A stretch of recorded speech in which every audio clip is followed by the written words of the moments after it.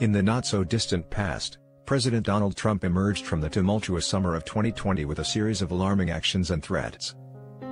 Cities to quell protests. These included his intention to deploy up to 75,000 federal agents into U.S. He spared no criticism for mayors and governors who did not endorse his heavy-handed approach to dissent. These developments unfolded against the backdrop of the Muslim ban, his infamous comments about very fine people in Charlottesville, the controversial detention of children at the border, and his disturbing suggestion that soldiers should shoot Black Lives Matter demonstrators in the legs. Around this time, as I made my debut as an MSNBC host, I felt compelled to initiate a conversation about a pressing issue: fascism. Drawing from my extensive experience interviewing leaders and officials worldwide, including dictators and authoritarians, I believed it was high time for America to confront the F-word, fascism.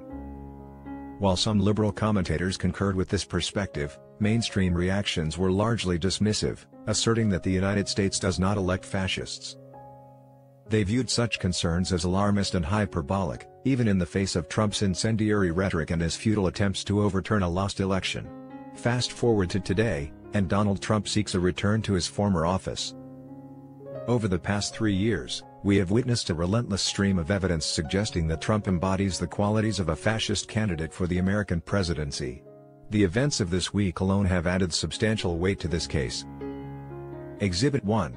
Trump took to social media to insinuate that General Mark Milley, the chairman of the Joint Chiefs of Staff, should be executed for allegedly reassuring China in 2020 and 2021.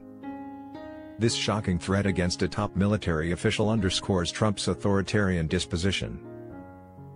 But 2. Following this, Trump targeted not only me but also my media colleagues, advocating for investigations into NBC News and MSNBC for alleged country-threatening treason. He painted the mainstream media as a grave threat to democracy, echoing a dangerous narrative reminiscent of autocratic leaders like Vladimir Putin. Exhibit 3. Trump's extremism and incitement have forced individuals in various roles to take extreme measures for their safety. For instance, Fulton County Judge Scott McAfee, overseeing Trump's criminal trial in Georgia, mandated special measures to protect jurors after Trump supporters exposed the names and addresses of grand jury members. This situation reflects the menacing tactics reminiscent of organized crime figures like John Gotti.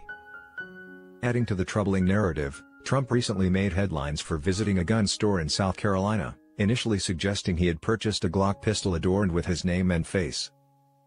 The fetishization of political violence through such symbolism, along with concerns about potential violations of federal law given his multiple criminal charges, raises serious questions about Trump's intentions. Moreover, the fact that he visited the same store that sold a weapon to a white supremacist who committed a mass killing against black people further raises concerns about the messages he is sending. Trump's rhetoric and actions are known to galvanize his most extreme supporters, as demonstrated by threats made against individuals in the judicial system. He even hinted at the possibility of violence from his supporters if he were to face imprisonment, displaying a reckless disregard for the consequences of his words. Yet, amidst all this, during the second GOP presidential debate, the moderators largely ignored these pressing issues, focusing instead on mundane topics like the economy, border security, healthcare, and China.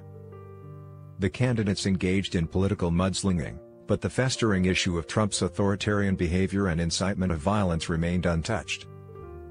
The mainstream media must not shy away from addressing the threat Trump poses to democracy. It is imperative to expose the authoritarian tendencies and the danger they pose to the fabric of American society. While there may be no easy way to convey this reality without being labeled partisan, the stakes are too high to ignore. It is vital that Americans are well informed about the choices they face in the 2024 election, where the contest is not merely about political platforms but about safeguarding democracy itself.